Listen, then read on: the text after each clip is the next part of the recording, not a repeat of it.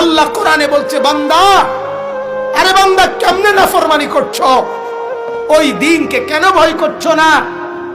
আমার হাসরের দিন, যেদিন হাসরের দিনের বিভীষিকা দেখে এক ছোট্ট বাচ্চা পর্যন্ত টেনশনে এই দাঁড়ানোতেই সে বুড়ো হয়ে যাবে, এরকম অবস্থা হবে।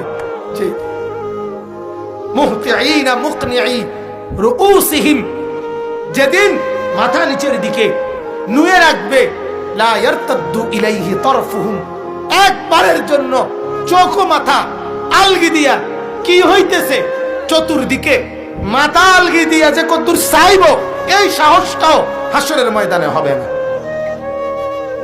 অতএব বাপ, আমি এটাই বুঝাইলাম। আল্লাহ তাআলা বললেন, বান্দা, দুনিয়া খেলনা। দুনিয়া কি?